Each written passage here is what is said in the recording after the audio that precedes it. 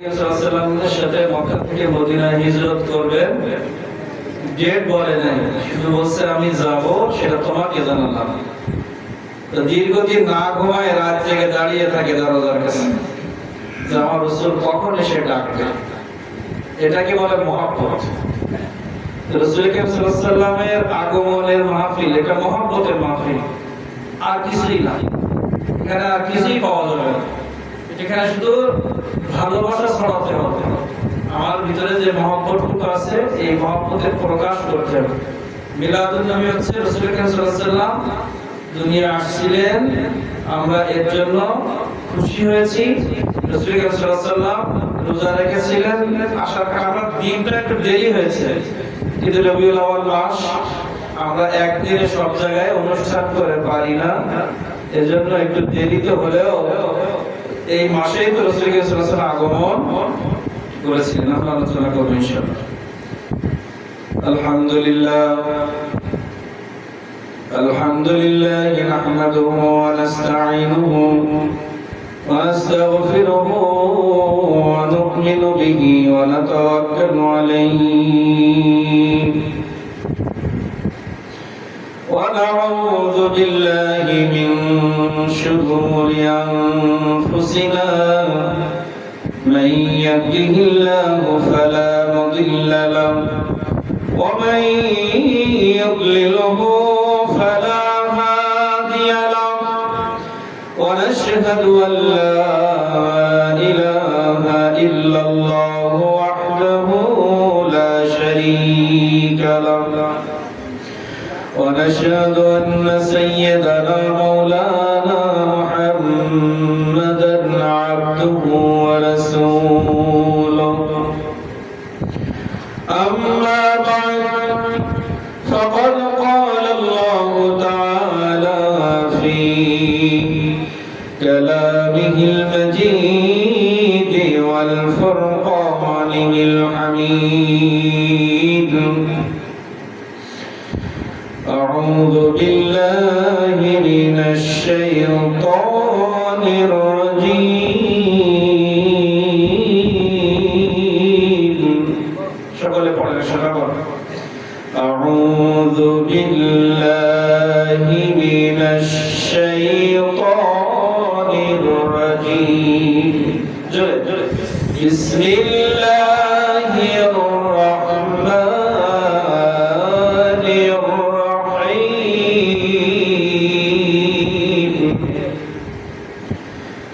وما أرسلناك إلا رحمة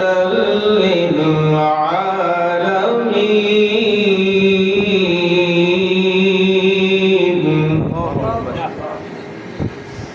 قال النبي صلى الله عليه وسلم حب الرسول من الإيمان إن الله وملائكته يصلون على النبي يا أيها الذين آمنوا صلوا عليه وسلموا تسليما. اللهم صل على سيدنا مولانا محمد وعلى سيدنا مولانا محمد. ভালো লাগার জায়গা মদিনা, ভালোবাসার জায়গা মদিনা, সবাই বলেন ভালোবাসার জায়গা মদিনা, ভালো লাগার জায়গা মদিনা। এত সুন্দর জায়গা কোথাও দেখি না, এত সুন্দর জায়গা কোথাও দেখি না, সুন্দর করে সাজাইছেন আল্লাহ ভালোবাসার জায়গা মদিনা, ভালোবাসার জায়গা মদিনা, ভালো লাগার জায়গা মদিনা। ओ जिसके लिए महफिल को नेम सजी है, फिरदौस से बड़ी जिसके वसीले से बनी है। ओ जिसके लिए महफिल को नेम सजी है, फिरदौस से बड़ी जिसके वसीले से बनी है। ओ हाशिमी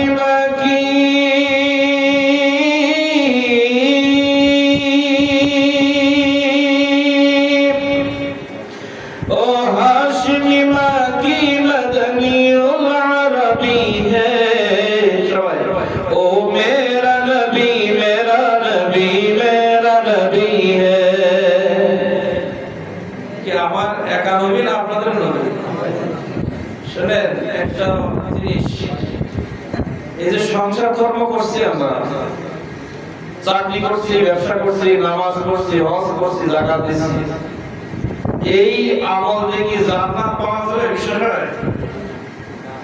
বর্তমান জামানায়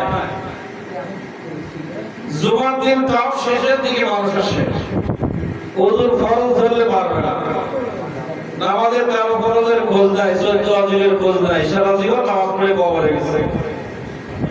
আছে না? কিন্তু যদি আল্লাহর কোরআন মাজিদের উপরে, আল্লাহর উপরে, আল্লাহ রাসূল সাল্লাল্লাহু আলাইহি ওয়াসাল্লামের উপরে খাঁটি ঈমান থাকে, এটা ধীরে মাথায় নিয়ে যাবেন। একটা হচ্ছে মহব্বত আর একটা ঘৃণা।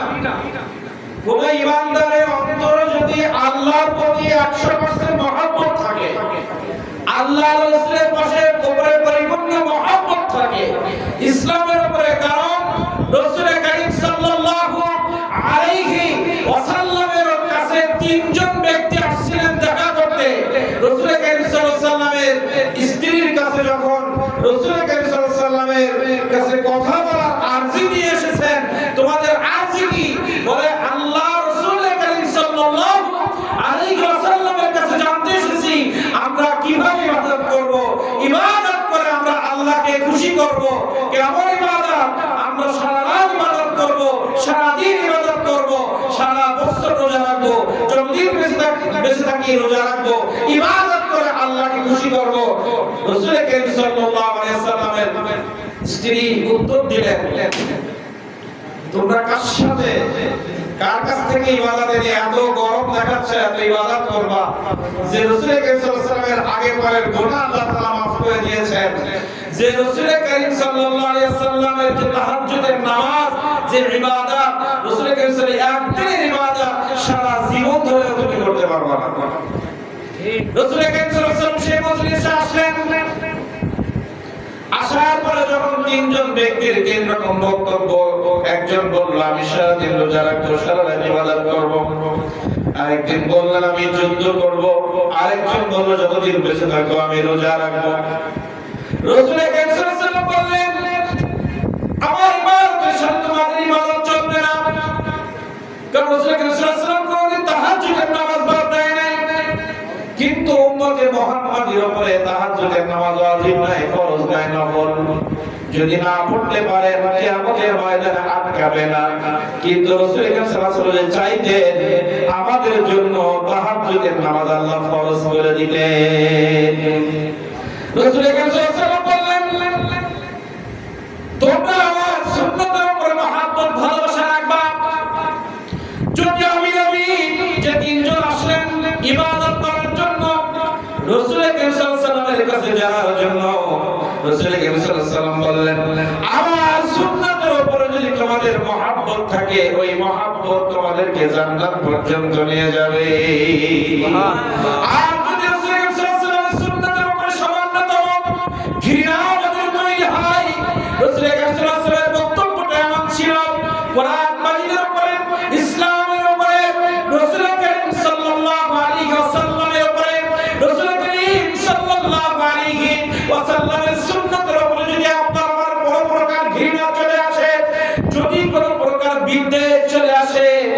ঘৃণা চলে আসে, রাসূল করিম সাল্লাল্লাহু আলাইহি ওয়াসাল্লাম বলছেন সে আমার উম্মত থেকে খারিজ হয়ে গেছে। তাহলে মুহাব্বতটা আসল। যেমন এখানে অনেক মুরব্বি আছে, আপনারা কোরআন মাজিদ সহিহ করে পড়তে পারেন না। এখন হাজার চেষ্টা করলে বর্তমান আপনার ইমাম সাহেব সহ শুরু করে যারা এখানে হাফেজে কোরআন আছে তাদের মতো আপনি পারবেন না। কিন্তু আপনাদেরকে আল্লাহ তাআলা নিরাশ করে নাই। আল্লাহ তাআলা বলেছেন, ও আমার বান্দা,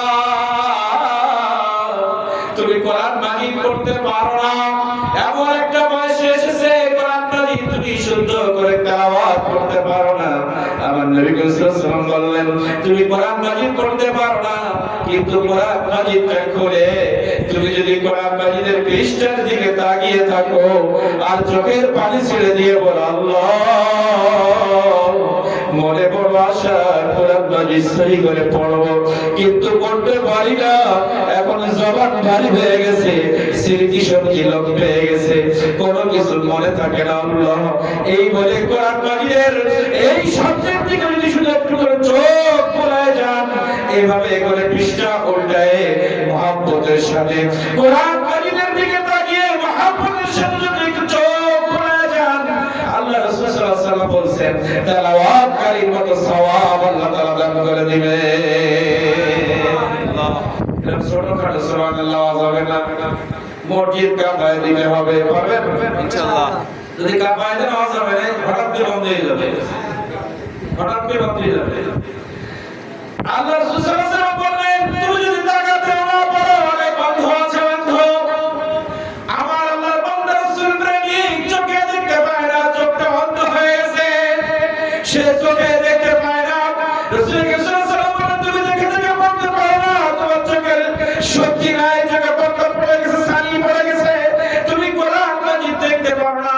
কিন্তু তুমি যদি কোরআন মাজিদটাকে মহব্বত করে একটু বুকের মধ্যে ধরে একটা চাপ দিয়ে চোখের পানি ছেড়ে দিয়ে বল আল্লাহ, আমি তোমার কোরআন মাজিদকে বড় মহব্বত করি, আমি তোমার কোরআন মাজিদকে বড় ভালোবাসি আল্লাহ, আমার চোখটা যদি ভালো থাকতো আমি সুন্দর করে তোমার কোরআন মাজিদ তেলাওয়াত করতাম আল্লাহ, তুমি আমার এই মহব্বতটাকে কবুল করে নাও, এই কোরআন মাজিদের নূর তুমি আমার সিনায় দান করো, এই কোরআন মাজিদের ভালোবাসা আমার অন্তরে দান করো।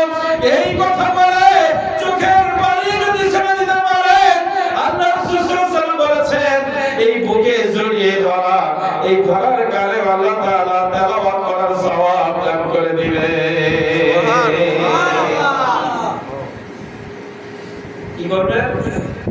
এটা এই ওয়াজ প্রথমে করলাম এই কারণে মহব্বত বোঝানোর জন্য।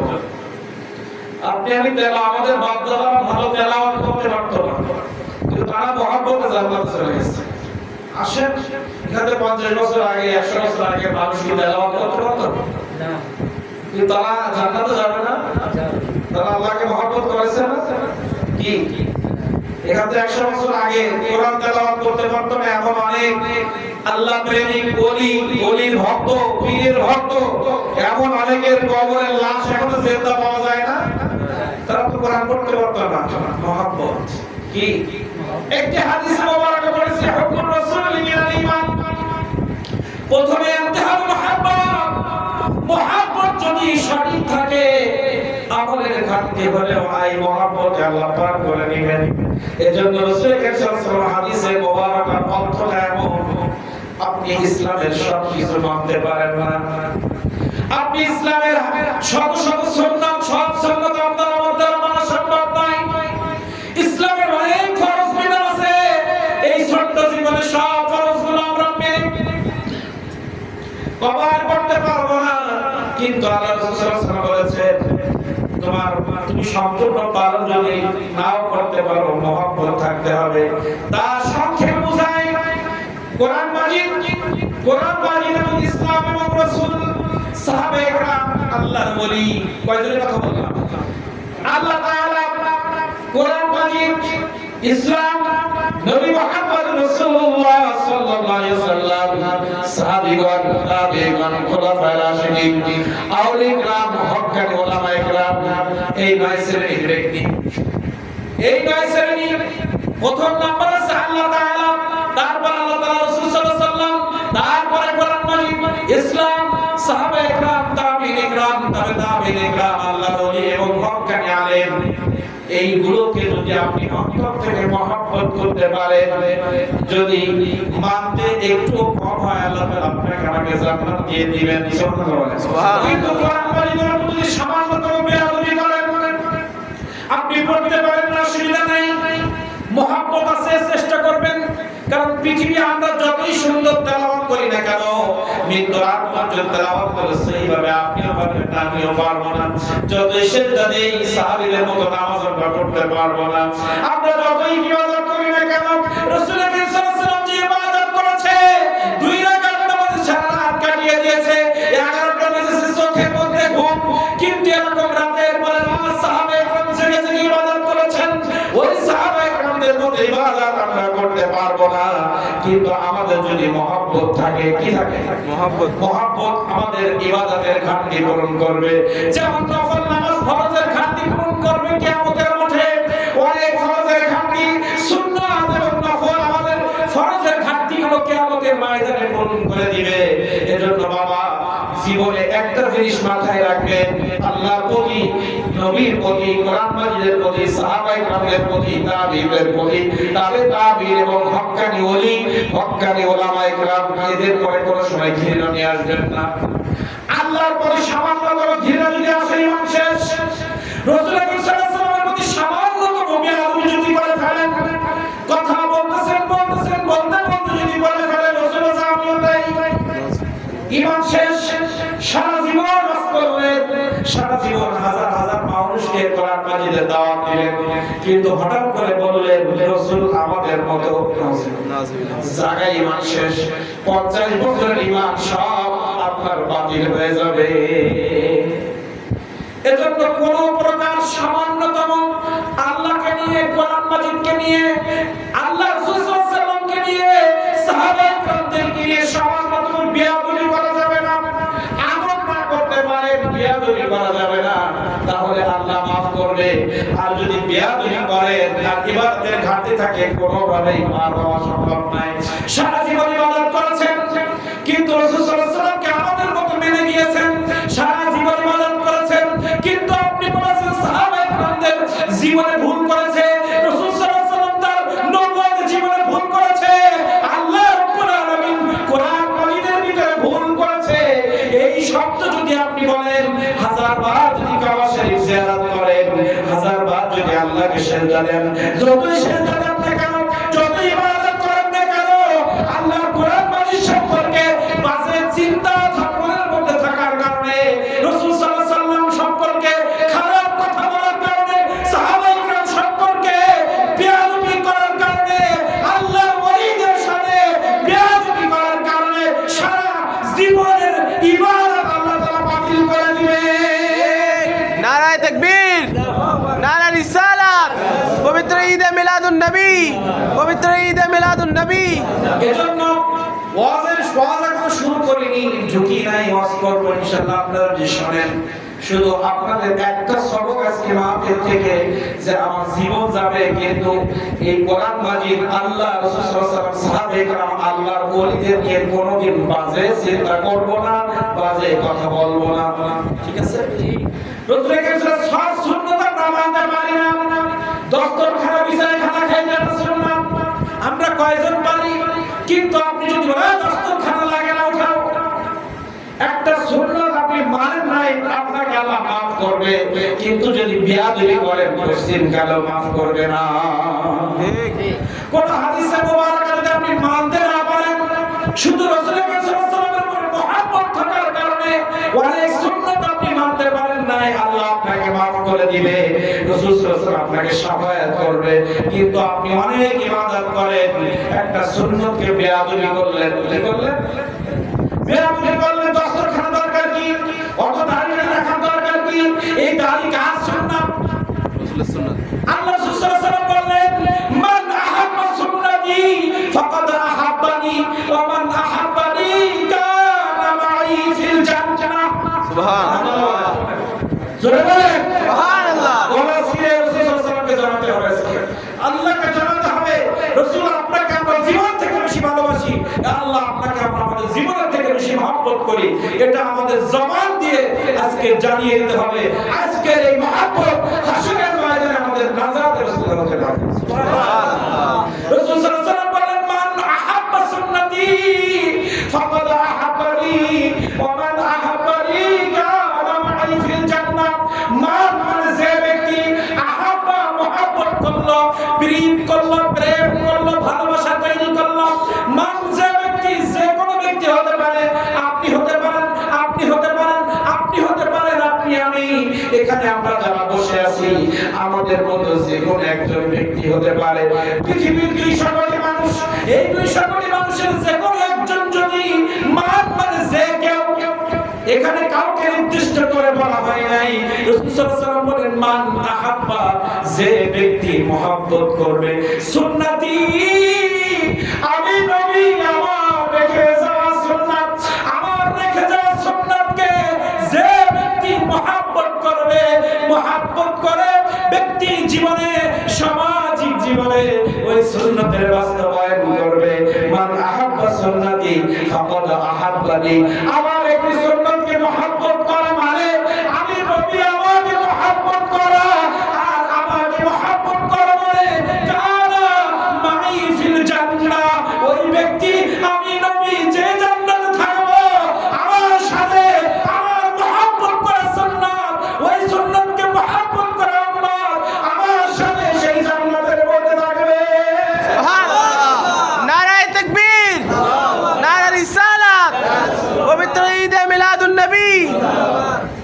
তাহলে রাসূল করিম সাল্লাল্লাহু আলাইহি ওয়াসাল্লাম বলেন, আমার যে কোনো একটা সুন্নাত, তারা দাঁড়িয়ে, আমরা অনেকে মুরব্বিরা বলে সারা জীবন দাঁড়িয়ে রাখি নাই, মেয়ে বিয়ে দিয়েছি, গায়ে সাহেবের দাড়ি না রাখলে হয় না, এই মহব্বতে কিন্তু জান্নাত হবে না। রাখতে হবে, কারণে আমার নবী সাল্লাল্লাহু আলাইহি ওয়াসাল্লাম বলছে, এখানে বেলেট দিও না, এখানে খুব দিও না, ছেড়ে দাও, এটা আমার গলা। রাসূল সাল্লাল্লাহু আলাইহি ওয়াসাল্লাম বলছেন, দাড়ি হচ্ছে আমার গলা, কেউ যদি দাড়ির মধ্যে বেলেট দেয় তাহলে সে আমার গলার মধ্যে ছুরি চালায় দিল।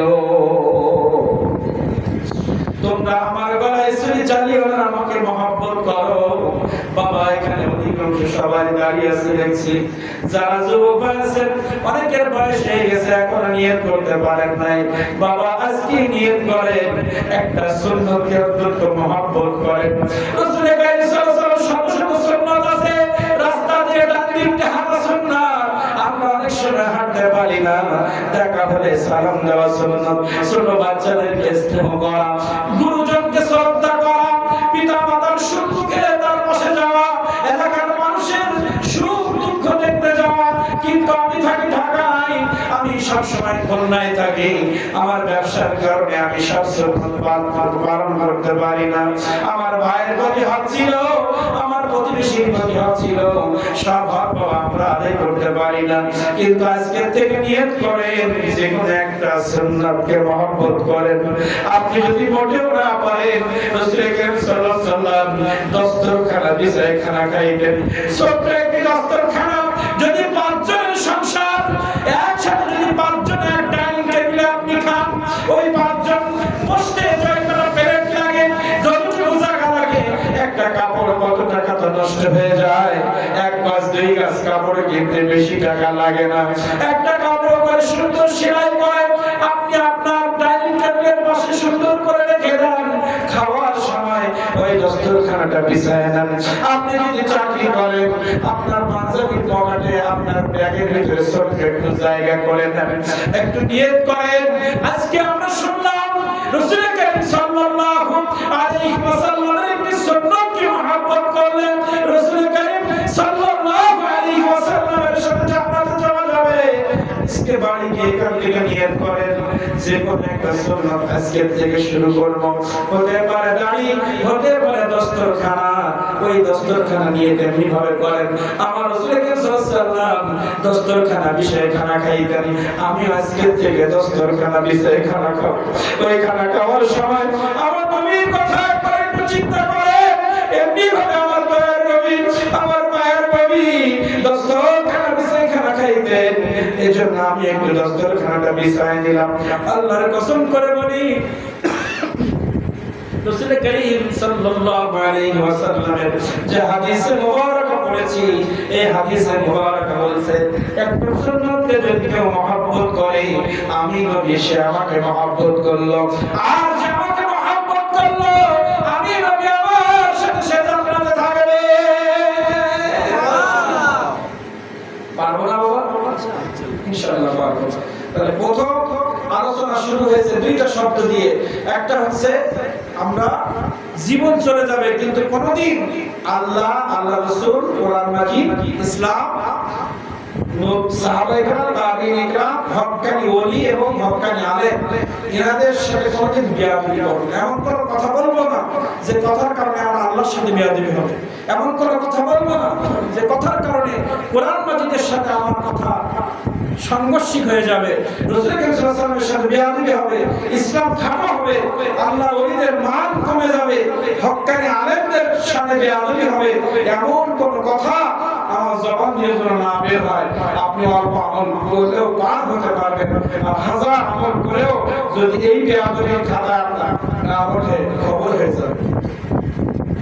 এজন্য যারা হক্কানি আলেম, হক্কানি আল্লাহর ওলি এবং আহলে সুন্নাত ওয়াল জামাতের আলেমরা সবসময় আদবদার হয়, বেয়াদবি করে না। কি করে না?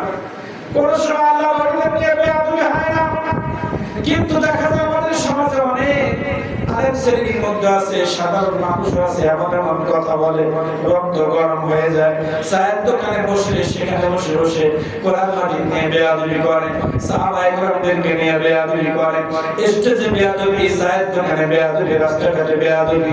বেয়াদবি করতে করতে করতে করতে আমাদের এমন একটা অবস্থা হয়েছে, ওই বেয়াদবিটা আমার তাদের কাছে আর বেয়াদবি মনে হয় না, আমাদের কাছে ইজি হয়ে গেছে। ইজি হয়ে হবে না। যাও আসর ডাঙা এত সুন্দর আমরা ছোটবেলায় আসতাম, এটা আমার মুরব্বী বসে আছে, ওনারা ছোটবেলা থেকে আসতেন, আমাদের আব্বা জানের, দাদা জানের বিলাসের কথা আমাদের শাহ মোহাম্মদ, শাহ নওয়াজুল মুবারক, শাহ মোহাম্মদ মাসুদ হযরত রাহমাতুল্লাহ আলাইহি যখন ছিল তখন আমরা একবার টিটু মানে একজোখানায় প্রথম মনে হয় আলিফ বাতা পড়ি, সে আলিফ বাতা পড়া অবস্থায় এখানে ওই যে খানা তৈরি করে শশা দিয়ে, যারা মুরব্বী আছেন খাইছি কিনা, প্রত্যেক বছর গোনাগাড়ি এখানে ছাত্র আসতে যায়। আমরা এখন তো পাকা হয়েছে, এখানে তো পাকা ছিল না, ওই ওই উঠোনে আমাদের বসাই খাওয়াইতো। আর ওই পাশে একটা ঘর, ওই ঘরের কারণে আমরা যারা একটু হাফেজ মাওলানা, তাদের ওই মাওলানা ওঠে, তার এলাকার সব মানুষ এই উঠোনে সবাই লাস্টে গিয়ে তো ওই যে শশার খাটা, ওই যে কি মজা, ঠিক না বলেন? আমার মনে হয় যে আমরা তো খুলনায় পড়াশোনা করেছি, আমার তো ভুলেই গেছে, আমার বাবার নাম হানিফ, আমি হানিফের ছেলে, জেনে কি আসলে ছেলে না অনেকে, কিন্তু আমার আব্বা এই জায়গায় ভাত, এই বাড়ির ভাত খায়নি মনে হয়, কতদিন খেয়েছে তো আমি বলতে পারবো না, কারণ বাপ দাদা ছেড়ে এসে মুসলমান হয়েছে। আপনাদের প্রত্যেকের বাড়ি ভাত খেয়েছে, এক বাপ মা হারাই হাজার বাপ মা পেয়েছে, যেখানে সেখানে সবাই ছেলে। মানে আগে একটা মার পরে থাকতো, একজনকে বাবা ডাকতো, একজনকে মা ডাকতো, ধর্ম ত্যাগ করে আল্লাহর ওলির সহবতে আসার কারণে শত শত বাবা আর শত শত মা পেয়েছে। গ্রামের মুরব্বীরা বলে যে আমার তুষারের নানি আমার দাদি, দাদি ভাই আমার ও একটা ছেলে, বাবদিন চাচা, বাবদিন আমার সাওয়াল, হানি বাবা আর একটা সাওয়াল। ওই কালীগঞ্জে পানি গেলে বলে এক দাদি বলে তোমার আব্বা সাইজ ছেলে, তোমার আব্বা আমার বড় ছেলে। মানে মুসলমান হওয়ার পরে যেখানে গেছে তারা এত আদর করেছে, নিজের ছেলে দিয়ে দিয়েছে। এরকম শত শত বাপ ছিল, কিন্তু যদি ওই ধরনের থাকতো বাপ পেতো বেশি। আল্লাহ ইজ্জত কোথায় দিছে? ভালোবাসা মানুষের পেয়ে গেছে। তাহলে আল্লাহর কোরআনের মধ্যে মহব্বত আছে, আল্লাহ রাসূলের সুন্নাতের মধ্যে ভালোবাসা আছে, মহব্বত আছে। আমি মনে করি আমার আব্বার এই মহব্বতের কারণে ছোটবেলায় এই বাড়ির ভাত খেয়েছি, এজন্য ঘুরায় ফেলে আমার বাড়ি থেকে এনেছি। ঠিক বর্তমান আমি যে ওয়াজ করি এলাকার অনেকে জানে না, কিন্তু কিভাবে দেখেন আপনাদের সাথে মিলাইতে গেলে এবারে ভাব আমার পেটে আসছে। এই মসজিদ এখন সুন্দর হয়েছে, পাকা হয়েছে, কিন্তু যখন মাটি ছিল এখানে সেটা আমার দেওয়া আছে, কি আছে? এই জন্য ঘোরাই ফেরাই আপনাদের সন্তানকে আবার আপনাদের কোলে আল্লাহ ফেরাই এনেছে। বলেন আপনাদের কাছে আবার নিয়ে আসছে, এটা আল্লাহর খেলা, এটা আমার আল্লাহর ওলি কেরামতি। যে যার সাথে যার মহব্বত, তার সাথে তার হাসর, যার সাথে যার মহব্বত, আপনি সব চেষ্টা করলে মহব্বত কাটাতে পারবেন না। আর মহব্বত তৈরি যদি কারোর সাথে আপনার আল্লাহ তাআলা দিয়ে রাখে, আপনি যতই দূরে থাকেন দূরে দূরে তার সাথে মিলিত হবেন। ঠিক না বলেন? রাসূল আকরাম সাল্লাল্লাহু আলাইহি ওয়াসাল্লামের সাথে মহব্বত যদি আপনার আমার হয়ে যায়, পৃথিবীর শত বাধা শত বিপত্তি রাসূল আকরাম সাল্লাল্লাহু আলাইহি ওয়াসাল্লামের মহব্বত থেকে আমাদের কোনদিন সরাইতে পারবে না। যতই ট্যাবলেট দাও, যতই মেডিসিন দাও, যতই ইনজেকশন দাও না কেন, রাসূল আকরাম সাল্লাল্লাহু আলাইহি ওয়াসাল্লামের মহব্বত যেটা আপনার অন্তরের মধ্যে আল্লাহ করে দিয়েছে, এইখান থেকে প্রেম সরানোর ক্ষমতা কারণ নাই। ভালো লাগার জায়গা মদিনা, ভালোবাসার জায়গা মদিনা, আপনি কি সব গেছেন না? ভালোবাসার জায়গা মদিনা কোন জায়গা? সব ভালোবাসার জায়গা মদিনা, ভালো লাগার জায়গা মদিনা। হাসানডাঙ্গা ঐতিহ্যবাহী এলাকা না? হাসানডাঙ্গা আমাদের এই বাড়ির মুরব্বী যিনি যারা, তার নাম কি ছিল? আলিমউদ্দিন শেখ। ওনার তো সারা দুনিয়া আছে, কিন্তু আমরা অনেক সময় ভুলে যাই। আলিমউদ্দিন শেখ, আলিমউদ্দিন শেখের এই যে আজকে আমার বসরাতুল কল্লুর রাহমাতুল্লাহ আলাইহির সাথে মহব্বত নিসবত থাকার কারণে, কারণ আজকে জরিপ করে দেখা গেছে 100 বছর 50 বছর জরিপ করে দেখা গেছে এই সাতক্ষীরার জমিনে মিলাদুন নবী সাল্লাল্লাহু আলাইহি ওয়াসাল্লাম উদযাপন এটা দায়েম ও কায়েম এর প্রচারের প্রসার করেছেন আমার বসরাতুল কল্লুর রাহমাতুল্লাহ আলাইহি। সুবহানাল্লাহ। আর আলিমউদ্দিন শেখ চাচাজান, আমাদের দাদাজান, উনি এই মিলাদুন নবীকে মহব্বত করতেন বিধায় ওনার আওলাদরাও সেই মহব্বত জারি রেখেছে। ঠিক না? আজকে ওনার বাবাজান যদি আমার বন্ধুবান্ধবের সাথে মহব্বত না থাকতো এই মাহফিল বন্ধ হয়ে যেত। এখন যে বাজার চলছে, কিন্তু আজকে এই হারানডাঙ্গার এই মসজিদ থেকে আমরা আজকে ঘোষণা দিতে চাই, আজকে এখানে যারা আমরা উপস্থিত আছি, এই মিলাদুন নবী এটা পৃথিবীর কোন আলেমের বানানো নয়। এই মিলাদুন নবী কোন শুধু রাসূল আকরাম সাল্লাল্লাহু আলাইহি ওয়াসাল্লাম নয়, সাহাবায়ে কেরাম নয়, পৃথিবীর আমি নয়, আপনি নয়। এই মিলাদুন নবী স্বয়ং আল্লাহ তাআলা করেছেন। এই মিলাদুন নবী প্রত্যেক নবী করেছেন। এই মিলাদুন নবী সাহাবায়ে কেরাম করেছেন। এই মিলাদুন নবী তাবিঈনে কেরাম করেছেন, তাবিঈনে কেরাম করেছেন, আল্লাহর ওলিরা করেছেন, আমরাও করছি। আজকে এই মুহূর্তে যারা আমরা এই জেনারেশন বসে আছি, যুবক ভাইরা, দাড়ি পাকা মুরব্বি একরাম, আজকে ওয়াদা করতে হবে আমাদের জীবন যতদিন বেঁচে থাকবে আমাদের জীবন দশায় এই মিলাদুন নবী চলবে।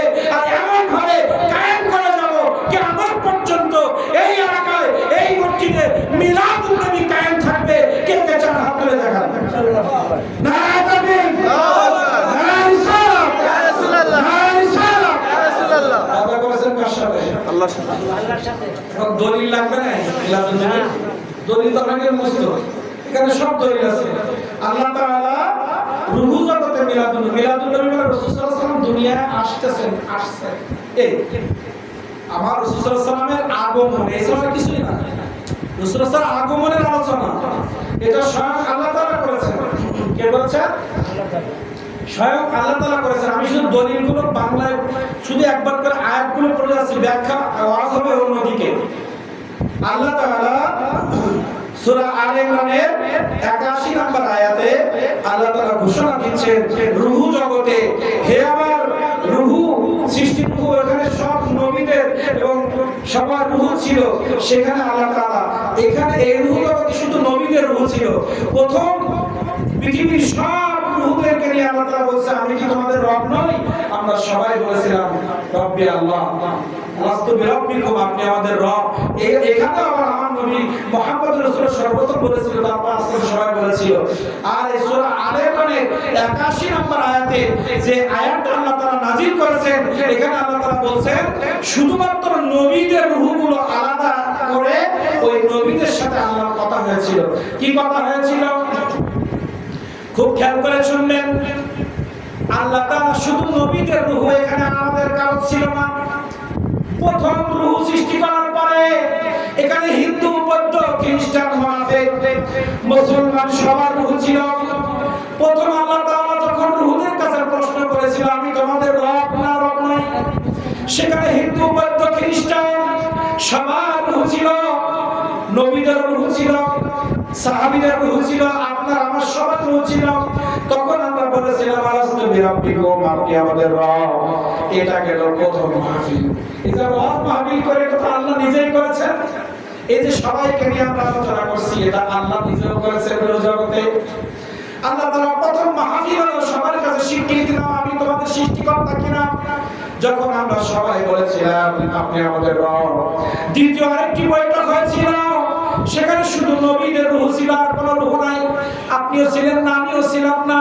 সেই রূহদের সম্পর্কে আল্লাহ তাআলা বললেন সূরা আলে ইমরানের মধ্যে আল্লাহ তাআলা বলেন ইযা আখাযাল্লাহ, আমার নবী সাল্লাল্লাহু আলাইহি ওয়াসাল্লাম যখন দুনিয়া আসলেন এই আয়াত নাযিল করেন, আমার নবীকে আল্লাহ তাআলা শোনাছেন, হে রাসূল আপনি স্মরণ করেন সেই সময়ের কথা যখন আমি ওয়াইজ আখাযাল্লাহু মিসাকান নাবিয়্যিন, আমি প্রত্যেক নবীর রূহকে এক জায়গায় করে যখন প্রশ্ন করেছিলাম, বলেছিলাম ওয়াইজ আখাযাল্লাহু মিসাকান নাবিয়্যিন, প্রত্যেক নবীর রূহকে আমি এক জায়গায় করে বললাম লামা আতাইতুকুম মিন কিতাবি ওয়া হিকমা, হে আদম, হে মুসা, হে ঈসা, হে ইব্রাহিম, হে ইসমাঈল, হে লূত, হে সুলাইমান, আমি তোমাদের সবাইকে বলছি আমি তোমাদেরকে পৃথিবীতে পাঠাবো। পৃথিবীতে পাঠানোর পরে আমি তোমাদের প্রত্যেককে কিতাব দিব এবং তোমাদেরকে জ্ঞান দিব, যে জ্ঞান দিয়ে তোমরা সমাজে চলবা, যে কিতাব মেনে তুমি আমি আমার আল্লাহকে মানবা। আমি একটা কিতাব এবং জ্ঞান দিয়ে তোমাদেরকে পৃথিবীর জমিনে পাঠাবো। তোমরা পৃথিবীতে চলবা, চলবা, চলতে চলতে হঠাৎ করে সুম্মা জাআকুম, তোমাদের কাছে আসবে, সুম্মা মানে অতঃপর, জাআকুম তোমাদের কাছে আসবে রাসূলা, আমার একজন নবী, যে নবীকে সৃষ্টি না করলে আমি পৃথিবী সৃষ্টি করতাম না, যে নবীকে সৃষ্টি না করলে পৃথিবীর মানুষ জাহান্নামী হয়ে যেত, জান্নাত চিনত না, যে নবীকে সৃষ্টি না করলে ওই উম্মতগুলো জাহান্নামী হয়ে যেত, যে নবীকে না সৃষ্টি করলে কাবার সামনে গিয়ে দাঁড়িয়ে রব্বাইক আল্লাহুম্মা লাব্বাইক বলার সুযোগ পেত না, যে নবীর কারণে পৃথিবীর কোটি কোটি মানুষ কাবার সামনে এসে লাব্বাইক আল্লাহুম্মা লাব্বাইক বলে তাদের গুনাহগুলো maaf করিয়ে নিয়ে যায়। এই কাবা আমি আমার নবীর কারণে সৃষ্টি করেছি। যে মসজিদ সৃষ্টি করেছে, জুমার নামাজ আদায় করে, পাঁচ ওয়াক্ত নামাজ আদায় করে আমি আল্লাহ, আমাকে খুশি করে, মা বাবার খেদমত করে জান্নাত কোরাই করে নেই, যে মায়ের পায়ের নিচে ভেজ, যে মায়ের সেবা করে আমার বান্দারা জান্নাত কোরাই করে, সেই মায়ের সেবা করার সুযোগ পাইতো না। যে নবীকে পৃথিবীর জমিনে না পাঠাইলে একটা মেয়ে সন্তান হলে আমি তাকে একটা জান্নাত দিয়ে দিব। একটা মেয়ে যে জাহেলি যুগের মধ্যে কন্যা সন্তান হলে তারা সেটাকে গজব মনে করত, কন্যা সন্তানদেরকে জীবন্ত তাদেরকে পুঁতে ফেলতো, জীবন্ত হত্যা করে মাটির ভিতরে পুঁতে ফেলতো। যে জামানায় নারীদের কোনো ইজ্জত ছিল না, কোনো সম্মান ছিল না, নারীদের কোনো মর্যাদা ছিল না, আমার নবী মুহাম্মদ রাসূলুল্লাহ সাল্লাল্লাহু তাআলা আলাইহি ওয়াসাল্লাম পৃথিবীতে আগমন করার কারণে আজকে আমরা ঘোষণা পেয়েছি আল্লাহ তাআলা সবথেকে বেশি যখন খুশি হয় তার বান্দার উপরে তাকে কন্যা সন্তান দেয়। একটা বান্দার উপরে আল্লাহ যখন সবথেকে বেশি খুশি হয় আল্লাহ তাআলা সেই বান্দার ঘরে মেহমান পাঠায়। আল্লাহ তাআলা কোন এলাকার মানুষ, কোন ব্যক্তির প্রতি, কোন এলাকার প্রতি, কোন গোষ্ঠীর প্রতি যখন সবথেকে বেশি খুশি হয় সেখানে বৃষ্টি নাজিল করে। আজকে বলেন আমার নবী মুহাম্মদুর রাসূলুল্লাহ পৃথিবীর জমিনে যদি না আসতেন তাহলে একটা মেয়ে সন্তান হলে তাকে যদি সঠিকভাবে জ্ঞান শিক্ষা দিয়ে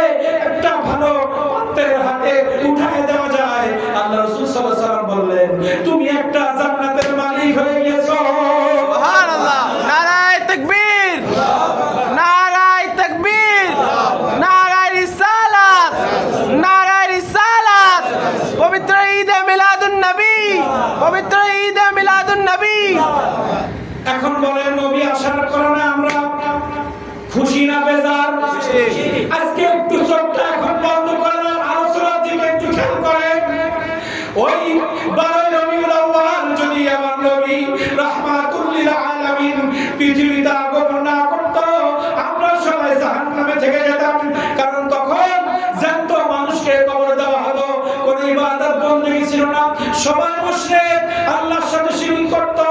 আর আমার নবী মুহাম্মদ রাসূলুল্লাহ দুনিয়া আসার পরে যখন দেখলেন মেয়েদের কোনো সম্মান নাই, নারী জাতির কোনো ইজ্জত নাই, নারী জাতিকে ইজ্জত দেওয়ার জন্য, নারী জাতিকে সম্মানী করার জন্য, নারী জাতির ইজ্জতকে সমাজে প্রচার করার জন্য আমার আল্লাহ তাআলা বললেন, হে নবী আপনি সমাজের মধ্যে বলে দেন, আমি যখন কোন বান্দার উপরে বেশি খুশি হই তাকে আমি কন্যা সন্তান দান করি। সুবহানাল্লাহ। তাহলে বলেন আমার নবীর কথা, তাহলে মেয়ে সন্তান গজব না রহমত? রহমত। আল্লাহ রাসূল সাল্লাল্লাহু আলাইহি ওয়াসাল্লাম বলেন যখন তার কন্যা সন্তানে তার রিজিক বেড়ে যায়, তারপর আমি নতুন বিবাহ করেছি, 3000 টাকা মসজিদের বেতন আর 300 টাকার টিউশনি, যখন আমার একটা মেয়ে হয়েছে আমি এখন বলতে গেলে আমার চোখে পানি চলে আসছে। আমার 3000 টাকা বেতন, যখন আমার প্রথম মেয়ে হয়েছে হঠাৎ করে মসজিদের বেতন বেড়ে 10,000 হয়ে গেল, মাত্র 2টা টিউশনি, আমার টিউশনি 10টা হয়ে গেল। আমার মতো অধম গুনাহগার খুলনার বুকে 3000 টাকা বেতন, বিবাহ করতে করতে প্রথম মেয়ে হলো 15,000, দ্বিতীয় মেয়ে হলো, দ্বিতীয় মেয়ে হওয়ার সঙ্গে সঙ্গে আল্লাহ তাআলা আমার ইনকাম বাড়িয়ে 30-এর কোঠায় নিয়ে গেছে। সুবহানাল্লাহ। এটা তো আমি হাদিসের বাস্তবায়ন পেয়েছি। আপনারা একটু ঈমানের সাথে, ভালোবাসার সাথে একটু চিন্তা করলেন, তাহলে হাদিসের বাস্তবায়ন পেয়ে যাবেন।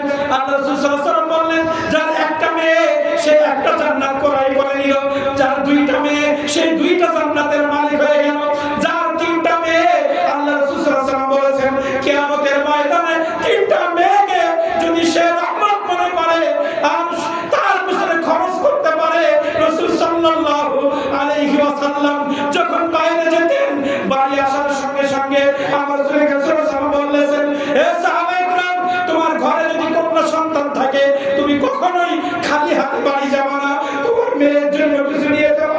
মেয়েদেরকে এত ভালোবাসেন, কোন মেয়েকে যদি আপনি মহব্বত করে তাকে লালন পালন করে, আপনারা তো 10 বছর 12 বছর হলে বিয়ে দিতে পারলে বেঁচে যান, বুঝা মনে করেন।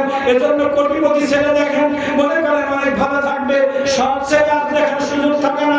একটা মেয়ে সন্তানকে সঠিকভাবে লেখাপড়া শেখায় যদি ভালো পাত্রের হাতে উঠাই দিতে পারেন, আল্লাহ তাআলা রাসূল সাল্লাল্লাহু আলাইহি ওয়াসাল্লাম বলেছেন একটা জান্নাতের মালিক ওই সন্তানের পিতা অটোমেটিক হয়ে গেছে। সুবহানাল্লাহ। নারায়ে তাকবীর, নারায়ে রিসালাত। পবিত্র ঈদে মিলাদুন নবী, পবিত্র ঈদে মিলাদুন নবী। তাহলে এখন নিয়ামত আমরা কিভাবে পাইলাম? কন্যা সন্তান হলে জান্নাতের ঘোষণা। এই নিয়ামত আমার নবীর আগমনের কারণে হয়েছে। নবী মুহাম্মদ রাসূলুল্লাহ পৃথিবীতে আসার আগে কোন নবীকে এই অফার আল্লাহ দেয় নাই। কথা বলেন, কোন নবীকে আল্লাহ তাআলা এই অফার দেয় নাই। আল্লাহ তাআলা বললেন সুম্মা জাআকুম, হে আদম তুমি রূহ জগতে শিখ। আজকে শোনো, তুমি পৃথিবীতে থাকা অবস্থায়, হে মুসা তুমি থাকা অবস্থায়, হে ঈসা তুমি থাকা অবস্থায়, সুম্মা জাআকুম তোমাদের মাঝে একজন যাবে রাসূলা আমার নবী, যে নবীকে সৃষ্টি না করে আমি কিছুই সৃষ্টি করতাম না, মুসাদ্দিকাল লিমা মাআকুম, যে নবী সত্য দিন নিয়ে, সত্য ধর্ম নিয়ে তোমাদের সত্যায়নকারী হিসাবে পৃথিবীর জমিনে আসবে। যখন আমার নবী মুহাম্মদুর রাসূলুল্লাহ পৃথিবীর জমিনে আসবে, লা তুমিনুন্না তোমরা ওই নবীর উপর ঈমান আনবা কিনা, ওয়ালা তানসুরুন্না তোমরা তাকে সাহায্য করবা কিনা, তোমরা আজকে আমার রূহ জগতে বলতে হবে। কলা ওই সমস্ত নবী বলল, কলা আকরামতুম আখরাতুম আলা যালিকা মিসরি, হে আল্লাহ আমাদের জীবদ্দশায় নবী মুহাম্মদ রাসূলুল্লাহ সাল্লাল্লাহু আলাইহি ওয়াসাল্লাম যদি পৃথিবীর জমিনে আসে আমরা তার উপর ঈমান আনবো এবং তাকে সাহায্য করব। আল্লাহ তাআলা বললেন ক্বালু আকরারনা, আমি সাক্ষী থেকে গেলাম। এবার ফেরেশতাদেরকে বলছে ক্বালা ফাশহাদু ওয়া আনা মাআকুম মিনাশ শাহিদিন, হে জগতে আমার ফেরেশতারা আসো, তোমরাও সাক্ষী থাকো, আমিও সাক্ষী থাকলাম। প্রত্যেক নবী আমি আমার নবী মুহাম্মদ রাসূলুল্লাহ যখন পৃথিবীর জমিনে যাবে তার উপরে ঈমান আনবে, তাকে সাহায্য করবে, এই ঘোষণা দিয়েছে প্রত্যেক নবী তোমরা সাক্ষী থাকো, আমি আল্লাহ সাক্ষী থাকলাম। সুবহানাল্লাহ। এজন্য প্রত্যেক নবী তার জীবদ্দশায় বলে গেছে আমার ইন্তেকালের পরে মুহাম্মদুর রাসূলুল্লাহ নামে কোন নবী যদি আসে তার উপরে ঈমান বায়াত গ্রহণ করবে। আল্লাহ তাআলা তো জানে সবার শেষে আমার নবীকে পাঠাবে, কিন্তু আদম আলাইহিস সালাম সবার আগে আসছে, কিন্তু আদম আলাইহিস সালামের কাছ থেকে ওয়াদা নিয়েছে আমার নবী শেষ জামানায় গিয়ে তার প্রতি মানতে হবে। ওয়াদা করে নিয়েছে। প্রত্যেক নবীর হুজরতে বলেছিল, আদম আলাইহিস সালাম বলছে আমার জামানায় যদি মুহাম্মদ রাসূলুল্লাহ আসে আমি আগে তার উপরে ঈমান আনবো। সুবহানাল্লাহ। এজন্য এই পৃথিবীর মানুষ তো অনেক চালাক, তারা শুধু যুক্তি তর্ক দিয়ে বোঝে, মহব্বত নাই, শুধু যুক্তি তর্ক দিয়ে বলে। এজন্য আল্লাহ তাআলা বললেন ঈসা আলাইহিস সালামকে আমি জীবন্ত উঠাই দিয়েছি। যখন ইমাম মেহেদী আলাইহিস সালাম আসবেন, ইমাম মেহেদী আলাইহিস সালাম আসার পরে ইসলাম জয় জয় হয়ে যাবে, তখন ঈসা আলাইহিস সালাম আসবে, পৃথিবীর মানুষকে দেখিয়ে দিবে ঈসাকে আমি উঠায় রাখছিলাম। ঈসা এখন পৃথিবীতে গেছে, আগে নবী ছিল, কিন্তু ইমাম মেহেদী আমার নবীর উম্মত হিসেবে আসবে। আর ঈসা আলাইহিস সালামকে দুনিয়ায় পাঠিয়ে সমগ্র বিশ্ববাসীকে আল্লাহ তাআলা জানিয়ে দিবেন আমি হুজুরতে বলেছিলাম কোন নবীর জীবদ্দশায় নবী মুহাম্মদ রাসূলুল্লাহকে তার নবুয়ত বাতিল। এজন্য ঈসা আলাইহিস সালামকে আমার নবীর উম্মত হিসেবে দুনিয়ায় এনে পৃথিবীবাসীকে জানিয়ে দিবে কিয়ামতের ময়দানে সব নবী একদিকে, আমার নবী একদিকে। সুবহানাল্লাহ। মুহাম্মদ রাসূলের পজিশন আমরা জানি না, নবীকে আমাদের কাতারে আনতে চাই। কোথায়? নবী মুহাম্মদ রাসূল আমাদের বড় ভাই বানাতে চায়, নাউজুবিল্লাহ। নবী মুহাম্মদ রাসূলের পজিশন তোমরা জানো না, আমরা জানি না। এই জন্য আমাদের নবী সাল্লাল্লাহু আলাইহি ওয়াসাল্লামের সাথে কথা বলতে গেলে বেয়াদবি হয়, কারণ ওনার পজিশন আমরা জানি না, ওনার পজিশন আমরা জানি না। এখন বলেন, আপনারাই বলেন, বর্তমান বিশ্বে ইসলামের সংবিধানের নাম কি? মুসলমানদের সংবিধানের নাম কি? ইসলাম না? ইসলাম চলে কোন রুটিন মাফিক? কোরআন। ইসলামের গাইডলাইন কি? কোরআন। সিলেবাস? কোরআন। ইসলামের সিলেবাস এটা না? বলে। এখন এই কোরআন মাজিদের যিনি এই কোরআন মাজিদ পৃথিবীতে আনছেন তিনি আছে? পড়েন কেন? তার মানে রাসূল সাল্লাল্লাহু আলাইহি ওয়াসাল্লাম এই কোরআন রেখে আল্লাহ তাআলা প্রমাণ করে দিয়েছে কিয়ামত পর্যন্ত আর কোন নবী আসবে না। এই কিতাব মানতে হবে। রাসূল সাল্লাল্লাহু আলাইহি ওয়াসাল্লাম মদিনায় ঘুমিয়ে আছে, কিন্তু পৃথিবীতে সাক্ষী দেওয়া লাগবে অনেক নবী মাজারে ঘুমিয়ে আছে, কিন্তু তুমি যখন দুনিয়া আসবা তুমি অমুসলিম থেকে মুসলমান হবা, তুমি মুসলমান হলেও আজানে আল্লাহর সাথে আমার নবীর নাম না বলে আজান হয় না। নামাজের মধ্যে তুমি তাশাহুদে আমার নবীকে সালাম না দিয়ে নামাজ হয় না। ঠিক। আমার নবী মুহাম্মদ রাসূলুল্লাহ এখন যদি আদম আলাইহিস সালাম পৃথিবীতে আসে তাকে আমাদের মতো উম্মত হতে হবে। কি পাওয়ার! আমার নবী মুহাম্মদ রাসূলুল্লাহ আয়াত নাযিল করে বলে দিয়েছে, হে ঈসা, এজন্য ঈসা আলাইহিস সালাম কি বলেছেন সূরা সফের মধ্যে? এই নবী করিম সাল্লাল্লাহু আলাইহি ওয়াসাল্লামের মিলাদ আগমন আলোচনা আল্লাহর হুজুরতে করেছেন, আল্লাহ করেছেন, দলিল পাইলাম। এবার আসেন, প্রত্যেক নবী তাদের জীবদ্দশায় তার উম্মতদেরকে বলে গেছে, হে আমার উম্মত, তোমাদের জীবদ্দশায় যদি নবী মুহাম্মদ রাসূলুল্লাহ নামে কোন নবী পৃথিবীর জমিনে আসে, তোমরা আমার এই শরীয়ত বাদ দিয়ে তার শরীয়ত মানবা। আজকে ইহুদি খ্রিস্টান হয়েছে কেন? আজকে পৃথিবীর জমিনে মুসা আলাইহিস সালাম চলে গেছে, তার কিতাব অনুসরণ করে কিছু মানুষ, কিন্তু কোরআন মাজিদ আসার পরে, কোরআন মাজিদ পৃথিবীতে আসার পরে সব কিতাবের শরীয়ত বন্ধ, সব কিতাব বন্ধ। এই কোরআন মাজিদ যে না মানবে সেই ইমানদার হতে পারবে না। ঠিক। ঠিক কথা বলে? ঠিক। সেই ইমানদার হতে পারবে না। এখন আদম আলাইহিস সালাম যদি পৃথিবীতে আসে, তাকেও আমার নবীর উম্মত হওয়া লাগবে। নবীর পজিশন বুঝাচ্ছি, নবী কেমন। রূহ জগতে পালন হলো। এবার সূরা সফের মধ্যে ঈসা আলাইহিস সালাম কি বলেন একটু শুনেন। ওয়া ইন ক্বালা ঈসা ইবনে মারইয়াম ইয়া বনি ইসরাঈল, বনি ইসরাঈলের সামনে ঈসা আলাইহিস সালাম বলেন, সূরা সফের আয়াত সফ, কোরআন মাজিদ পড়ে দেখেন। সূরা সফের মধ্যে আল্লাহ তাআলা বললেন, হে নবী আপনি স্মরণ করেন ঈসা আলাইহিস সালাম তার জীবদ্দশায় আপনার মিলাদুন নবী পালন করেছে কেমনে। ঈসা আলাইহিস সালাম তার জীবদ্দশায় নবী মুহাম্মদ রাসূল সম্পর্কে ভবিষ্যৎবাণী করেছেন। সূরা সফের 6 নম্বর আয়াত, ওয়া ইযা ক্বালা ঈসা ইবনু মারইয়াম ইয়া বনি ইসরাঈল ইন্নী রাসূলুল্লাহি ইলাইকুম মুসাদ্দিকান লিমা বাইনা ইয়াদাইয়া মিনাত তাওরাতি ওয়া মুবাশশিরান বিরাসূলি ইয়াতি মিন বা'দি ইসমুহু আহমদ। সুবহানাল্লাহ, সুবহানাল্লাহ। ঈসা আলাইহিস সালাম বলেন, হে বনি ইসরাঈল, আমি তোমাদের সামনে একজন আল্লাহর পক্ষ থেকে নবী, যে নবীকে আল্লাহ তাআলা সত্য দ্বীন দিয়ে দুনিয়ায় পাঠিয়েছে। আমাকে একটা কিতাব দিয়েছে, তার নাম, আমি কিতাবের তাওরাত ওয়া মুবাশশিরান, আমি তাওরাতের অনুসারী। এবং তাকে বলছে অবি রাসূলি, এবং একজন রাসূল আমার পরে আসবে, ইয়াতি, আমার পরে আসবে, মিন বাদিহি ইসমুহু আহমদ, যার নাম পৃথিবীর জমিনে রাখা হবে আহমদ। সুবহানাল্লাহ।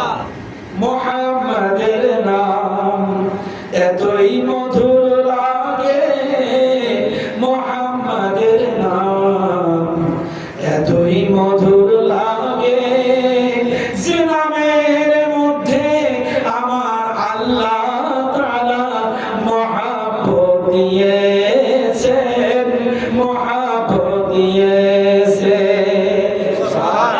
আল্লাহ তাআলা বললেন, ঈসা আলাইহিস সালাম আমার নবীর আগমন আলোচনা করেছেন, কথা বলেন। তাহলে আমরাও তো সেই আলোচনা করছি, নবীরা করেছে, আল্লাহ করেছে। এবার আসেন, তাহলে ঈসা আলাইহিস সালাম বললেন কি, হে আমার উম্মত, আমি দুনিয়া থেকে চলে যাব, কিন্তু তোমাদের জীবদ্দশায় একজন নবী আসবে, যার নাম আসমানে হবে আহমদ, দুনিয়া হবে মুহাম্মদ। সুবহানাল্লাহ। ইয়াতি, আসবে, যার নাম হবে ইসমুহু আহমদ। ইসমু মানে কি? নাম। এটা ঈসা আলাইহিস সালাম তার উম্মতদেরকে জানিয়ে গেছে। তাহলে রাসূল সাল্লাল্লাহু আলাইহি ওয়াসাল্লাম দুনিয়া আসবে, এটা আলোচনা করা মানে মিলাদুন নবী। মিলাদ মানে জন্ম, নবী মানে নবীর। এটা মানুষ বুঝতে পারে না। জন্ম আপনারও হয়েছে, আমারও হয়েছে, কিন্তু আপনিও হতেন না, আমিও হতাম না যে নবীর আগমন না হলে। এজন্য আমাদের জন্মদিন পালন করি আর না করি, আমার নবীজির জন্মদিন আমরা পালন করি। আমরা ছোটবেলা থেকে দেখছি, আমার গৌসুল আজম খুলনবী রহমাতুল্লাহ খানকা শরীফে মিলাদুন নবী হয়, গুনাহগার কাটি এলাকায় হয়। যারা গুনাহগার কাটির সাথে সম্পর্ক, তাদের বাড়ির মসজিদে হোক, নিজের বাড়িও হয়। ছোটবেলায় মনে করতাম এত মিলাদ পড়ে কেন?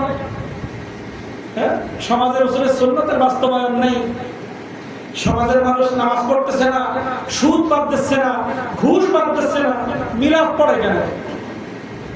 মিলাদ পড়ে কি হবে? আগে তো নামাজ পড়া দরকার, পর্দা করা দরকার, ওটা তো ফরজ। আপনি যদি নামাজ না পড়ে, রোজা না রাখে, আমাদের স্ত্রীরা পর্দা না করলে ফরজ তরফের গুনাহ আল্লাহ হাশরের ময়দানে হিসাব নেবে। ঠিক কিনা বলেন? ওই ফরজের সাথে মিলাদুন নবী সাংঘর্ষিক করে, বলে না?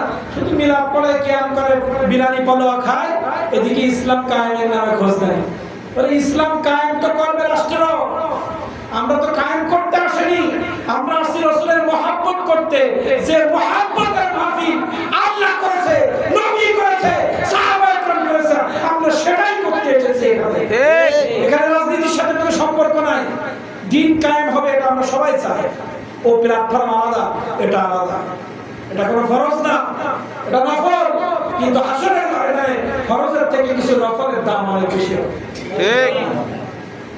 রাসূলের একজন সাহাবী আবু দারদা রাদিয়াল্লাহু তাআলা, এই হাদিসটা বলে মূল আলোচনার দিকে যাব, আলোচনা শুরু করে দিয়ে এখন আমি কিন্তু এখন আলোচনায় যাইনি, যে বিষয় আলোচনা করতে চাইছি সেদিকে যাইনি, শুধু কিছু দলিল দিচ্ছি। কি দিচ্ছি? মহব্বত আনার জন্য। আবু দারদা একজন রাসূলের সাহাবী, উনি বর্ণনা করতেছেন আর আবি দারদা রাদিয়াল্লাহু তাআলা আবি দারদা রাদিয়াল্লাহু তাআলা বলতেছেন আন্নাহু মাররা মা'আন নবী সাল্লাল্লাহু আলাইহি ওয়াসাল্লাম, আমি এবং আমার দয়ার নবী মায়ার নবী উম্মতের কান্ডারি নবী অতিক্রম করতেছিলাম ইলা বাইতি আমির আনসারী। রাসূল কারীম সাল্লাল্লাহু আলাইহি ওয়াসাল্লাম একজন সাহাবী যার নাম আনসারী, আবি আনসারী একজন সাহাবীর নাম। এই সাহাবীর বাড়ির পাশ দিয়ে আমি এবং আমার নবী যাচ্ছিলাম। তখন হঠাৎ করে দেখা যায় ওয়াকানা ইউআল্লিমু কারিউ উলাদাতিহি সাল্লাল্লাহু আলাইহি ওয়াসাল্লাম লিআবনাইহি ওয়া আশিরাতিহি ওয়া ইয়াকুলু হাযাল ইয়াওমা আবু হাযাল ইয়াওমা ফাকালু আলাইহি সালাতু ওয়াসসালাম ইন্নাল্লাহা ফাতাহা লাকা আবওয়াবুর রাহমা ওয়াল মালাইকাতু কুল্লুহুম ইস্তাগফিরুনা লাকা ওয়া মান ফাআলা ফি'লাকা নাজাতাক। রাসূল কারীম সাল্লাল্লাহু আলাইহি ওয়াসাল্লাম এবং আবি দারদা এই সাহাবী যখন আনসারীর বাড়ির পাশ দিয়ে যাচ্ছে, রাসূল কারীম সাল্লাল্লাহু আলাইহি ওয়াসাল্লাম হঠাৎ তার বাড়ির কাছে গিয়ে দেখলো আনসারী সাহাবী এবং তার সন্তান স্ত্রী এবং এলাকার কিছু মানুষদেরকে নিয়ে ঘরের মধ্যে যেন কি পড়তেছে, গিয়ে বলতেছে আবি আনসারী তুমি ঘরের মধ্যে কি করো? আনসারী বলল হে দয়ার নবী, হে মায়ের নবী, এই রবিউল আউয়াল মাসের 12 তারিখে আপনি দুনিয়া আগমন করেছিলেন। আমি আমার সন্তানদেরকে নিয়ে, আমি আমার পরিবারকে নিয়ে, কিছু সাহাবীদেরকে নিয়ে, এলাকার কিছু মানুষদেরকে নিয়ে আপনার জীবনের আলোচনা করতেছি। রাসূল কারীম সাল্লাল্লাহু আলাইহি ওয়াসাল্লাম শোনার পরে রাসূল কারীম সাল্লাল্লাহু আলাইহি ওয়াসাল্লাম বললেন তুমি আমার কি কাজ করছো? আমি আসমানের দিকে তাকিয়ে দেখি ইন্নাল্লাহা ফাতাহা লাকা আবওয়াবুর রাহমা। ওই সাহাবীর বাড়ি থেকে আল্লাহ রাসূল সাল্লাল্লাহু আলাইহি ওয়াসাল্লাম আসমানের দিকে তাকিয়ে দেখে রহমতের সব দরজাগুলো আল্লাহ খুলে দিয়েছে। সুবহানাল্লাহ। আল্লাহ রাসূল সাল্লাল্লাহু আলাইহি ওয়াসাল্লাম বললেন হে সাহাবী তুমি আজকে আমার একটি কাজ করেছো, তুমি আমার জীবনে আলোচনা করতেছো। এই মাত্র জিবরাইল আমাকে বলে গেল হে রাসূল সাল্লাল্লাহু আলাইহি ওয়াসাল্লাম আপনি ওই সাহাবীকে বলে দেন আল্লাহ তাআলা আমাকে পাঠিয়েছে, আজকে আমি আনসারী তার বাড়িতে আপনার মিলাদের আলোচনা করছে। আল্লাহ তাআলার কাছে এত বেশি ভালো লেগেছে, আল্লাহ তাআলা রহমতের সব দরজাগুলো তাদের জন্য খুলে দিয়েছে। শুধু তাই নয়, ইস্তাগফিরুনা লাক একজন ফেরেশতা আল্লাহর কাছে ওই মিলাদুন নবী পালন করা ব্যক্তিদের জন্য আল্লাহর কাছে মাগফিরাতের দোয়া করতেছে। শুধু তাই নয়, আল্লাহ রাসূল সাল্লাল্লাহু আলাইহি ওয়াসাল্লাম বলেছেন তোমাদের জন্য জান্নাতের দরজাগুলো খোলা হয়ে গেছে। শুধু তাই নয়, আব্বাস রাদিয়াল্লাহু তাআলা আনহু থেকে হাদিসে মুবারাকা উনি রাসূল কারীম সাল্লাল্লাহু আলাইহি ওয়াসাল্লাম উনিও মিলাদ নবী পালন করছে। রাসূল সাল্লাল্লাহু আলাইহি ওয়াসাল্লামকে উপস্থিত হয়ে বলতেছেন আজকে আপনারা যে কাজ করতেছেন, তোমরা যে কাজ করেছো এই মিলাদুন নবী করার কারণে তোমাদের জন্য হাসরের ময়দানে আমার শাফায়াত ওয়াজিব হয়ে গিয়েছে। সুবহানাল্লাহ। তুমি কয়টা হাদিস জানো? আজকে শুধু সৌদি আরব নয়, ইরাক, ইরান সহ বাংলাদেশের প্রত্যেকটি মুসলিম কান্ট্রিতে সরকারিভাবে ঈদে মিলাদুন নবী পালন হয়েছে। বাংলার জমিনে শত শত হক্কানি আলেম ওলামা মিলাদুন নবী যত্নে জুলুস করেছে। তোমরা যারা বলছো মিলাদুন নবী নাই, তাহলে এরা কি গাঁজা খেয়ে লেখাপড়া করেছে? তুমি হয়তো ওই কিতাব পড়তে পারো নাই, ওই কিতাব কেনার টাকা তোমার নাই, আর ওই কিতাব কালেকশন করার যোগ্যতা আল্লাহ তোমার দেয় নাই। তাহলে সাহাবায়ে কেরাম যে মিলাদুন নবী করেছেন, আউলিয়া কেরাম করেছে, এখান থেকে 100 বছর 200 বছর আগে যারা মিলাদুন নবী করেছে তারা আপনার আমার মতো জ্ঞান রাখে। এখান থেকে 100 বছর আগে মিলাদুন নবী হয়েছে, 50 বছরের মধ্যে কিছু আলেম বেরি মিলাদুন নবী হারাম করেছে। ঠিক। আজকে ওই যে কি বলে কওমিদের যে বড় আলেম কি নাম কওমিদের, হ্যাঁ আমাদুল্লাহ, ও তো বর্তমানে হুজুর। এসব হুজুরিগার উস্তাদ যিনি আলে হাদিস তো গ্রুপের না, উস্তাদের কথা বলছি। ওই যে কওমি যারা আলেম, যারা মিলাদুন নবী নেই বলে, ওনাদের উস্তাদ সেই ভারতবর্ষের সেই সময় আলেম আশরাফ আলী থানভী। আশরাফ আলী থানভী আশরাফ আলী থানভী রহমাতুল্লাহ আলাইহি আছে ভারতের দেওবন্দের সেই জামানার আলেম। আমাদের উস্তাদের কাছে কিতাব আছে, আমাদের কাছে আছে। উনি মিলাদুন নবী আছে প্রমাণ করে গেছে, রাসূল সাল্লাল্লাহু আলাইহি ওয়াসাল্লামের নূর প্রমাণ করেছে। উনার ছাত্ররা এসে বলতেছে কি এখন উনার ছাত্ররা বলতেছে নেই। তাহলে দাদা ভুল করে গেছে, তুমি ভালো করতেছো। এগুলো সব ইহুদিদের চক্কর। রাসূল কারীম সাল্লাল্লাহু আলাইহি ওয়াসাল্লামের মিলাদুন নবী সম্পর্কে সিদ্দিক আকবরের হাদিসে মুবারাকা শোনাচ্ছে আপনাদের। সিদ্দিক আকবর রাদিয়াল্লাহু তাআলা বলেছে, মান আনফাকা দিরহামান আলা কিরাতিন মাউলুদিন নবী সাল্লাল্লাহু আলাইহি ওয়াসাল্লাম কানা রাফিকি ফিল জান্নাহ। আমি সিদ্দিক আকবর বলছি, আমার নবীর আগমনের অনুষ্ঠানে 1 দিরহাম টাকা যে খরচ করবে, আমি সিদ্দিক আকবর যে জান্নাতে থাকবো সে ব্যক্তি ওই জান্নাতে থাকবে। সুবহানাল্লাহ। আজকে যারা মিলাদুন নবী পালন করছেন, এটা সাহাবীদের সুন্নাত, এটা কোন আলেমের সুন্নাত নয়, এটা কোন জাতির সুন্নাত নয়, এটা কোন দলের সুন্নাত নয়, এটা কোন গোষ্ঠীর সুন্নাত নয়। এই সুন্নাত আছে সাহাবীদের সুন্নাত। সুবহানাল্লাহ। যেটা আমরা করছি, ঠিক আছে? এজন্য এটা চালিয়ে যেতে হবে, এটা আমাদের জীবন যাবে, চালিয়ে যেতে হবে।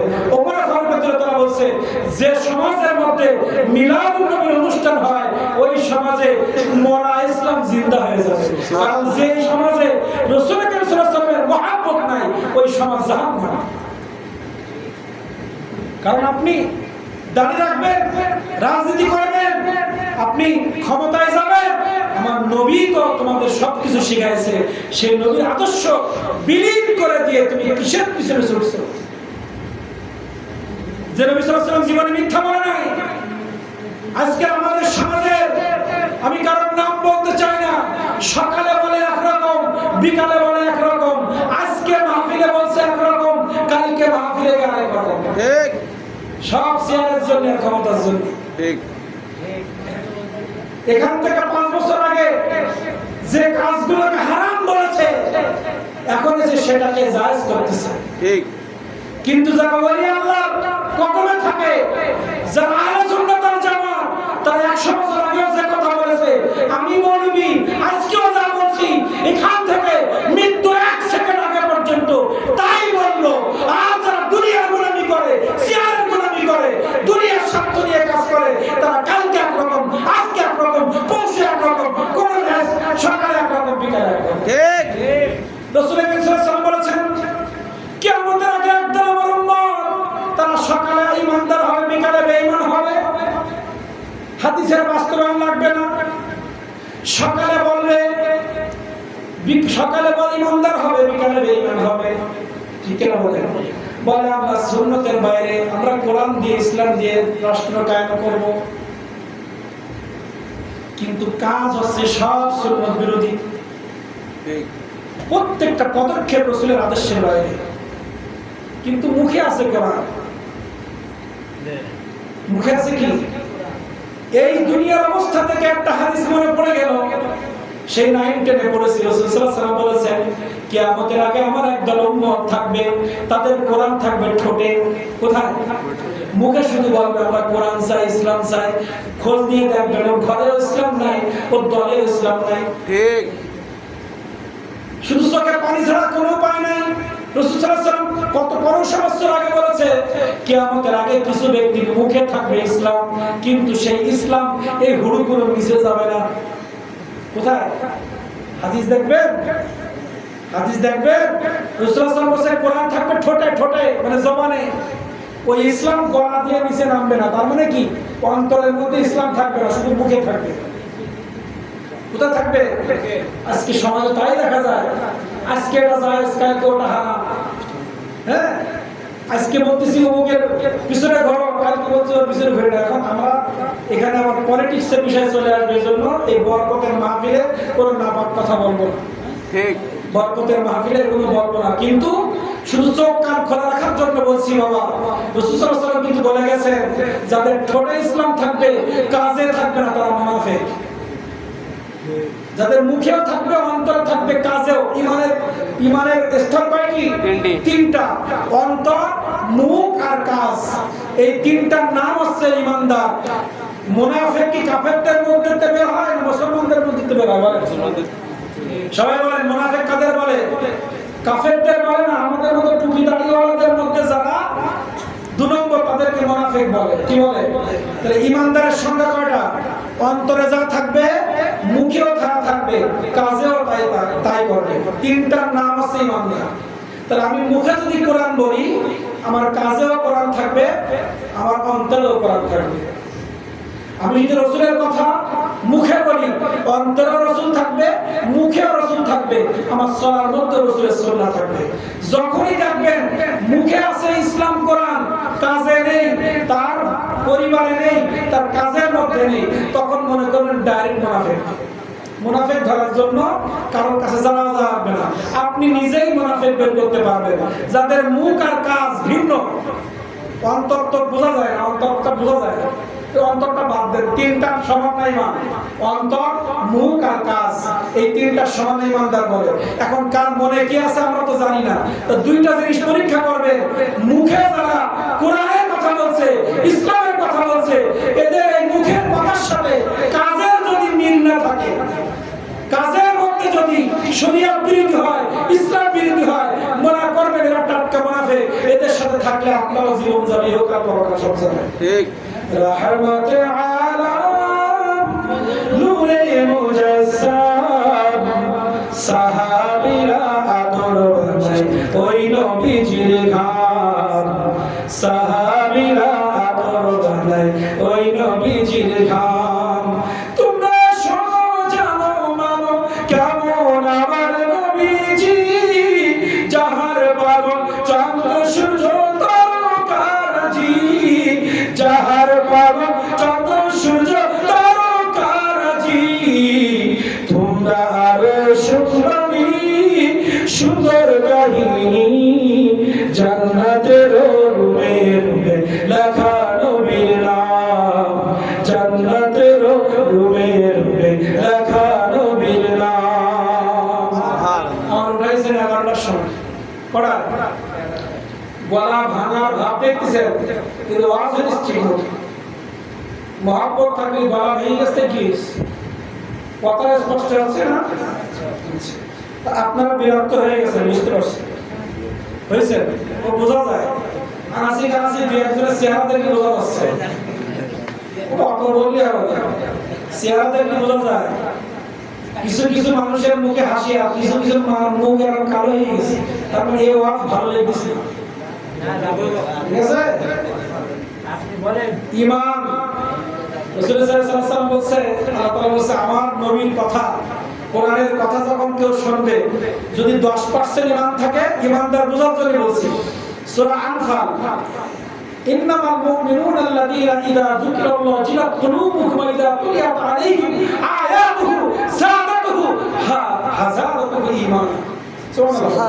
আল্লাহ তাআলা বলছে, আমার কোরআনের ব্যাখ্যা যে মজলিসে করা হবে, ওখানে ঈমান চেক করবা। কাকে বলেছে? রাসূল সাল্লাল্লাহু আলাইহি ওয়াসাল্লাম বলেছে, আপনি যখন কোরআন মাজিদ তেলাওয়াত করবেন, আপনি যখন কোরআন হাদিসের ব্যাখ্যা করবেন, যদি দেখেন কারোর চোখে পানি আসতেছে, জজবা বাড়তেছে, মনে করবেন ঈমান আছে। আর যার মন খারাপ হবে, মনে করবেন ঈমান নেই। কথা বলে, তার মানে এই আয়াতের ব্যাখ্যা হচ্ছে, যার ঈমান ওই মাহফিলের আগে 10% ছিল, ওই কোরআন মাজিদের মাহফিলে, ওই মিলাদুন নবীর মাহফিলে আসার কারণে 50% এ দাঁড়িয়েছে। মানে আগে যা ছিল তার থেকে এক ধাপ আগাই গেছে। তাহলে মুখ কালো যা, তার আগাইছে না পিছাইছে? 10-এর থেকে 5-এইছে।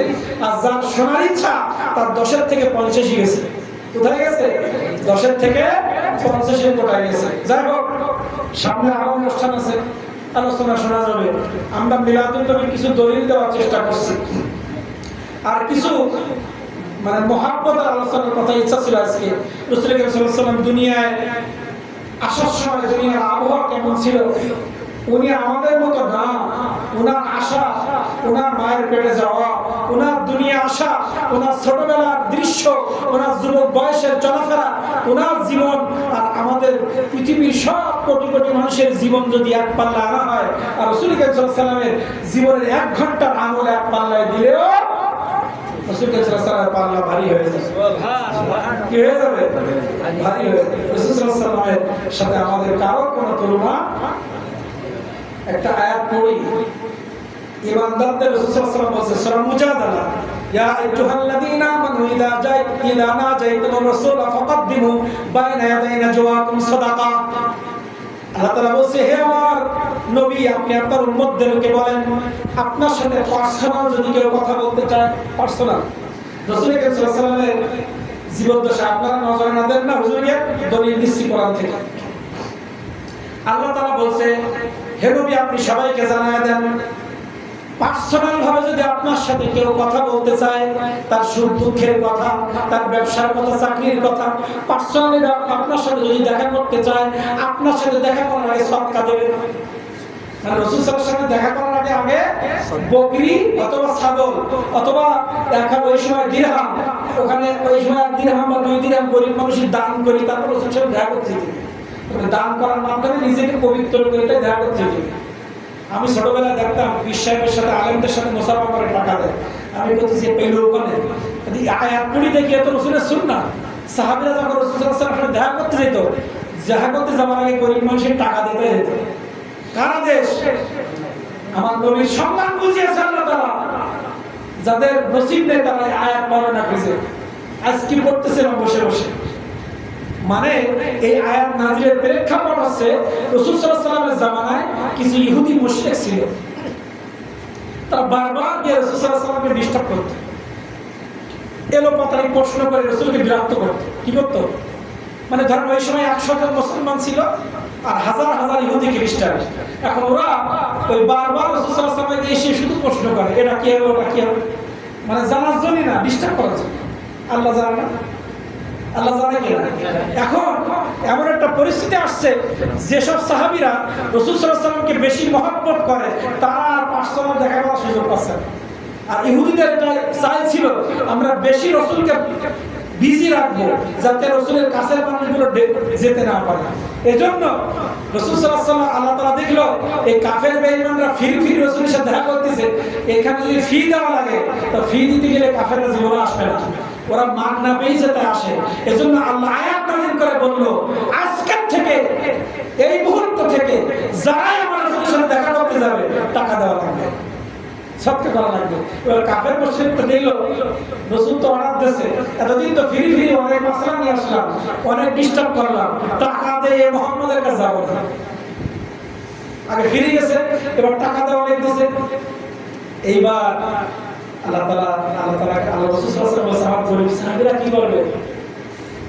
তা আল্লাহ তাআলা বললেন, রাসূল এটা ওদের গাইড করার জন্য বলছি, আপনার গরিব সাহাবীদের টাকা না থাকে তাহলে তওবা ইস্তিগফার করে দেখা করতে যান, আমি সবকে সওয়াব দিয়ে দেব।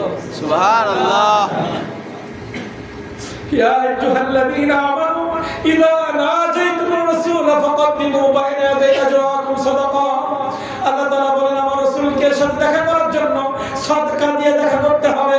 কিন্তু যখন গরিব সাহাবীদের কথা উঠলো, আল্লাহ তাআলা বললেন যাদের টাকা নাই আমার কাছে ক্ষমা চাও, আস্তাগফিরুল্লাহ পড়ে রাসূলের মহব্বতে ঢুকে যাও, সদকার সওয়াব অটোমেটিক দিয়ে দিও। এটা তো কাফেরদের শাস্তি দেওয়ার জন্য, যেন ইহুদি খ্রিস্টানরা আমার নবীকে ডিস্টার্ব না করতে পারে, আমার নবীকে বারবার ডিস্টার্ব না করতে পারে, এজন্য ফির ব্যবস্থা করেছে। কি ব্যবস্থা? ফির ব্যবস্থা। দেখবেন সারা জীবন যারা হুজুরের সাথে সাথে থাকে, কিছু কিছু সময় ওই বাইরের মানুষ এসে হুজুরি এমন বিরক্ত করে, কাছের মানুষের দেখা করার সুযোগ পায়। আসলে এরকম জায়গায় অনেক সময় ঘটে। এজন্য আমাদের রাসূলের সম্মান ইজ্জতকে আমরা কোরআন মাজিদ থেকে বোঝানোর চেষ্টা করছিলাম। আজকে আলোচনা নাই, অনেক কাহিনী অনেক হাদিস দিয়ে অনেক কিছু বলার ইচ্ছা ছিল। আপনারা আমার জন্য দোয়া করবেন, আমি আপনাদের জন্য দোয়া করি।